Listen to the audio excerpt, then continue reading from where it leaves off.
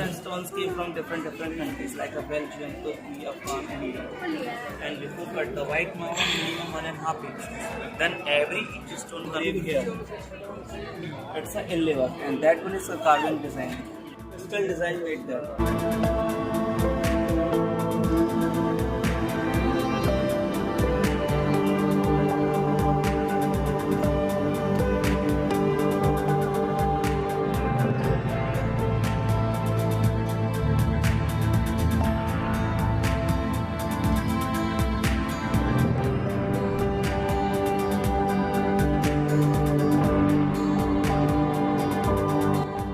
Hi friends, welcome back to another video from Safa's Family Entertainment. ലോകാത്ഭുതങ്ങളിലൊന്നായ Taj Mahal സന്ദർശിക്കാൻ ആഗ്രഹിക്കാത്ത ഒരാളും ഉണ്ടാവില്ല. എസ്പെഷ്യലി കമിതാക്കളുടെ വാഗ്ദാന പട്ടികയിൽ ഇടം പിടിക്കുന്ന ഏറ്റവും പ്രധാനപ്പെട്ട വാഗ്ദാനവും ഇതുതന്നെയായിരിക്കും. താജ്മഹലിലെ ഞങ്ങളുടെ കാഴ്ചാനുഭവങ്ങൾ നിങ്ങളുമായി പങ്കുവയ്ക്കാൻ ഉദ്ദേശിക്കുകയാണ്. വീഡിയോ മുഴുവനായും എല്ലാവരും കാണുക. ഇഷ്ടപ്പെട്ടുവെങ്കിൽ ഷെയർ ചെയ്യുകയും ലൈക്ക് ചെയ്യുകയും ചെയ്യുക. ഞങ്ങളുടെ ഈ ചാനൽ ആദ്യമായിട്ടാണ് കാണുന്നതെങ്കിൽ സബ്സ്ക്രൈബ് ചെയ്യാനും മറക്കരുത്. തൊട്ടടുത്ത ബെൽ ബട്ടൺ അമർത്തിയാൽ ഞങ്ങൾ അപ്ലോഡ് ചെയ്യുന്ന വീഡിയോകൾ തത്സമയം തന്നെ നിങ്ങൾക്ക് എത്തിച്ചേരുന്നതാണ്. താജ്മഹലിനെ കുറിച്ചുള്ള കൂടുതൽ വിവരങ്ങൾ നമുക്ക് ഈ വീഡിയോയിലൂടെ കണ്ട് മനസ്സിലാക്കാം. ഡൽഹിയിൽ നിന്നുമാണ് ഞങ്ങൾ ഈ യാത്ര പുറപ്പെടുന്നത്. ഡൽഹി യാത്രാ വിശേഷങ്ങൾ ഉൾപ്പെടുന്ന വീഡിയോ നേരത്തെ തന്നെ ഈ ചാനലിൽ അപ്ലോഡ് ചെയ്തിട്ടുണ്ട്. കാണാത്തവർ ഡിസ്ക്രിപ്ഷനിലെ ലിങ്ക് ഉപയോഗിച്ച് കാണുക. ഡൽഹിയിൽ നിന്നും ആഗ്രയിലേക്ക് ഏകദേശം 230ഓളം കിലോമീറ്റർ ഉള്ളതുകൊണ്ട് തന്നെ യാത്ര വളരെ നേരത്തെയാക്കുന്നതാണ് ഏറ്റവും ഉത്തമം. കഴിഞ്ഞ ഡൽഹി സന്ദർശനത്തിനിടെ ഞങ്ങൾക്ക് കാണാനാകാതെ പോയ രാജ്ഘട്ട് ഒരു 10 മിനിറ്റ് നേരം കൊണ്ട് സന്ദർശിച്ചാണ് ഞങ്ങൾ ആഗ്രയിലേക്ക് യാത്രയായത്. മഹാത്മാഗാന്ധിയുടെ സമാധി സ്ഥലമായ രാജ്ഘട്ടിനടുത്ത് തന്നെയാണ് മറ്റു മുൻ പ്രധാനമന്ത്രിമാരുടെയും സമാധികളായ ശാന്തിവൻ, വിജയ്ഘട്ട്, ശക്തിസ്ഥൽ, വീർഭൂമി എന്നിവയും സ്ഥിതി ചെയ്യുന്നത്. അവിടെ നിന്നും ഇറങ്ങിയ ഞങ്ങൾ 3 മണിക്കൂറോളം യാത്ര ചെയ്താണ് ആഗ്രയിലെത്തിയത്.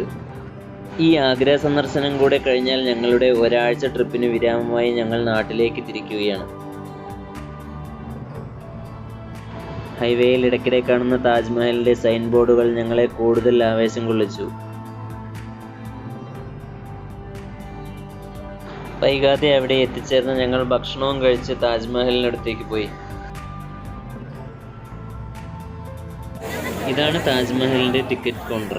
നമ്മളൊരു ഗൈഡിനെ ഏൽപ്പിക്കുകയാണെങ്കിൽ നമുക്ക് VIP പരിഗണനയോടുകൂടെ ക്യൂ നിൽക്കാതെ തന്നെ അകത്തേക്ക് പ്രവേശിക്കാൻ സാധിക്കും.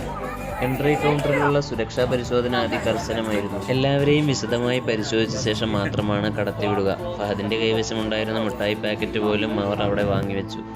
ഈ കാണുന്ന ഉദ്യാനവും താജ്മഹലും വൃത്തിയായി സൂക്ഷിക്കുക തന്നെയാണ് അവരുടെ ഉദ്ദേശം.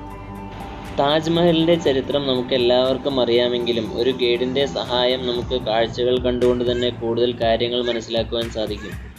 സാങ്കേതിക വിദ്യയിൽ ഇത്ര മികവില്ലാത്ത ആ കാലത്ത് തന്നെ ഇത്രയും വിദഗ്ധമായി നിർമ്മിക്കാനായതാണ് താജ്മഹൽ ലോകാത്ഭുതങ്ങളുടെ പട്ടികയിൽ ഇടം പിടിക്കാൻ കാരണമായത്. താജ്മഹലിനടുത്തേക്ക് നടന്നെടുക്കും തോറും അതിൻ്റെ കാഴ്ച കൂടുതൽ ഭംഗിയുള്ളതായി മാറുകയായിരുന്നു. അകത്തേക്ക് പ്രവേശിക്കാനുള്ള പാസ് നമുക്കിതിനടുത്തു നിന്ന് തന്നെ ലഭിക്കും. പുറമേ നിന്ന് തിരക്കൊഴിവാക്കാൻ നമുക്ക് ഇവിടെ നിന്നും വാങ്ങാവുന്നതാണ്. ടിക്കറ്റ് എടുത്ത് താജ്മഹലിനകത്തേക്ക് പ്രവേശിച്ച് ഞങ്ങൾക്ക് ഇതിൻ്റെ നിർമ്മാണ രീതിയും മറ്റു വിശദമായ കാര്യങ്ങളും വിവരിച്ചു തരികയാണ് guide. Different stones came from different countries like Belgium, Turkey, Afghan, and Iran. And if you cut the white marble minimum 1.5 inch, then every each stone converted to flower design, then engraved here. It's a inlay work, and that one is a carving design. Single piece. And just look up all of the crystal design right there. This work look like because of sometimes the salams, machine and blindness, no electricity. And you need to what is most of all great letters, except because great that you can't find any difference about the perfect symmetry of made it all around side. ഇതിൽ ഉപയോഗിച്ചിരിക്കുന്ന മാർബിളുകളെല്ലാം തന്നെ മറ്റ് വിദേശ രാജ്യങ്ങളായ Belgium, Afghan, തുർക്കി തുടങ്ങിയ രാജ്യങ്ങളിൽ നിന്നും ഇറക്കുമതി ചെയ്തവയാണ്. ഇതിനകത്തേക്ക് ക്യാമറ പ്രവേശിപ്പിക്കാത്തതിനാൽ അകത്തെ ദൃശ്യങ്ങളൊന്നും പകർത്താനായില്ല. അകത്ത് താഴേക്കായി നമുക്ക് പ്രവേശിക്കാൻ സാധിക്കാത്ത ചില അറകളുണ്ടെങ്കിലും ഷാജഹാൻ്റെയും മുംതാസിൻ്റെയും അടക്കം ചെയ്ത ഭാഗം പ്രൊജക്റ്റ് ചെയ്ത രീതിയിൽ നമുക്ക് കാണാൻ സാധിക്കും. ഇതേ മാതൃകയിൽ യമുന നദിക്ക് അപ്പുറത്തായി ഒരു ബ്ലാക്ക് താജ്മഹൽ കൂടെ നിർമ്മിക്കാൻ ഷാജഹാൻ ഉദ്ദേശിച്ചിരുന്നു. അതിൻ്റെ പ്രാരംഭ നിർമ്മാണമെന്നോണം നിർമ്മിച്ച ഫൗണ്ടേഷൻ നമുക്കിവിടെ നിന്ന് നോക്കിയാൽ കാണാനാവും. ഈ പ്രദേശമാകെ വൃത്തിയായി സൂക്ഷിക്കുന്നതിനാൽ നമ്മുടെ പാദരക്ഷകൾക്ക് പുറമെ ഒരു കവർ കൂടി ധരിച്ചാണ് നമ്മളെ അകത്തേക്ക് പ്രവേശിപ്പിക്കുക. താജ്മഹലിൻ്റെ ധാരാളം പ്രത്യേകതകളെപ്പറ്റി നമ്മൾ എല്ലാവരും കേട്ടുകേൾവിയുള്ളതാണ്. അതുകൊണ്ട് തന്നെ ഇതിൻ്റെ പ്രത്യേകതകളിലേക്കും ഹിസ്റ്ററിയിലേക്കും ഒന്നും ഞാൻ കടക്കാൻ ഉദ്ദേശിക്കുന്നില്ല. ഗൈഡ് ഞങ്ങൾക്ക് വിശദീകരിച്ച് തന്ന കാര്യങ്ങളെല്ലാം നാം മുമ്പ് കേട്ടിട്ടുള്ളവ തന്നെയാണെങ്കിലും അത് കണ്ടുകൂടെ മനസ്സിലാക്കുമ്പോൾ ഒരു പ്രത്യേക അനുഭൂതി കൂടെ ഉണ്ടായിരുന്നു. ഈ മനോഹരമായ സൗധത്തിനു മുന്നിൽ ധാരാളം സമയം ചിലവഴിച്ചാണ് ഞങ്ങൾ ഇവിടെ നിന്നും വിട പറഞ്ഞത്. 2020 വാലന്റൈൻസ് ഡേയിൽ പ്രണയത്തിൻ്റെ സ്മാരകമായ താജ്മഹലിൽ ഒരാൾക്കും സന്ദർശിക്കാൻ സാധിച്ചിട്ടില്ല. കാരണം ഈ വർഷം വാലന്റൈൻസ് ഡേ വന്നതൊരു വെള്ളിയാഴ്ചയാണ്. വെള്ളിയാഴ്ച സാധാരണ ഇവിടെ അവധിയായതിനാൽ ആർക്കും പ്രവേശനം ഉണ്ടാവില്ല. തൊട്ടടുത്ത ദിവസമായ 15-ാം തീയതിയാണ് ഞങ്ങൾ ഇവിടെ എത്തിച്ചേർന്നത്. എന്തായാലും എല്ലാവരുടെയും സ്വപ്നങ്ങൾ പോലെ തന്നെ ജീവിതത്തിൽ ഒരിക്കലെങ്കിലും കണ്ടിരിക്കേണ്ട സ്ഥലമാണ് താജ്മഹൽ.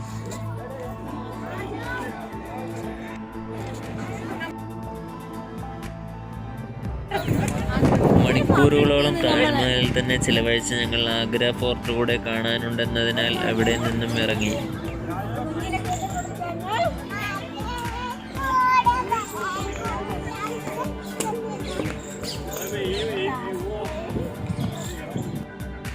ഇവിടെ ഉദ്യാനത്തിലും താജ്മഹലിൻ്റെ ചില ഭാഗങ്ങളിലും ചില മിനുക്കുപണികളൊക്കെ നടത്തുന്നുണ്ടായിരുന്നു. അതെല്ലാം തുടർന്നുള്ള ട്രംപിൻ്റെ ഇന്ത്യ വിസിറ്റിൻ്റെ ഭാഗമായിട്ടാണെന്നാണ് ഞാൻ കരുതുന്നത്.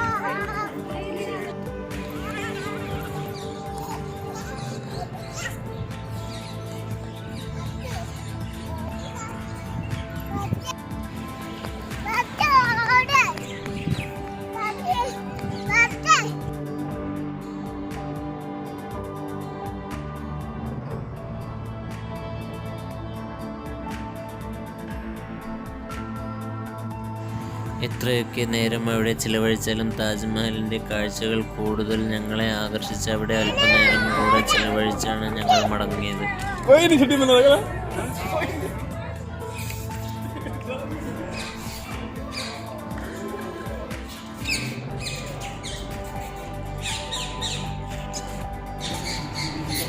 പുറത്തേക്കുള്ള ഈ ഗേറ്റിനടുത്തെത്തിയിട്ടും താജ്മഹലിൻ്റെ കാഴ്ചകൾ കണ്ട് മതിയാവാതെ ഞങ്ങൾ വീണ്ടും തിരിഞ്ഞു നോക്കി.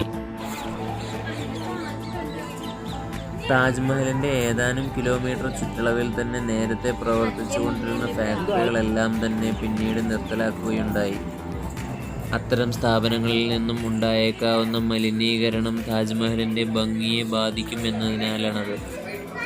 എന്തിനേറെ വിമാനങ്ങൾക്ക് പോലും താജ്മഹലിന് മുകളിലൂടെ പറക്കാൻ അനുമതിയില്ല. അവിടെ നിന്നും ഇറങ്ങിയ ഞങ്ങൾ താജ്മഹലിൻ്റെ രൂപങ്ങളും മറ്റു കൈത്തറി ഉൽപ്പന്നങ്ങളും വിൽക്കുന്ന ഷോപ്പിൽ കയറി.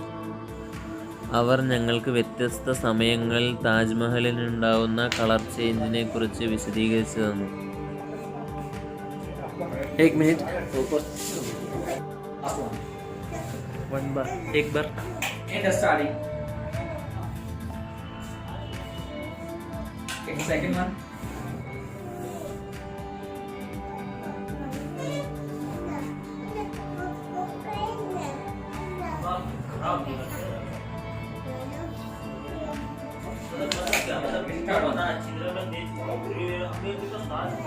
അവിടെ നിന്നും അല്പം ഷോപ്പിങ്ങും കഴിഞ്ഞ് ഞങ്ങൾ ആഗ്ര ഫോർട്ടിലേക്ക് പോയി.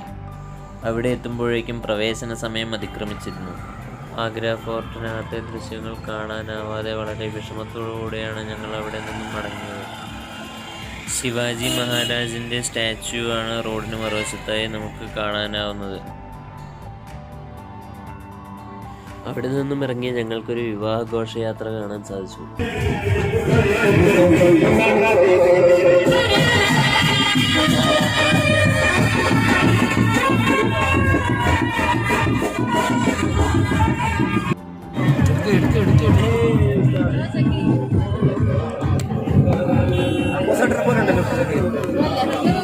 डांस करके जाता है पूरा डांस करके जाएगा लेकिन वीडियो അങ്ങനെ ഡ്രസ് ചെയ്യണം ഹായ് ഹൗ ആർ യു കൈ കാണിച്ച പോലെ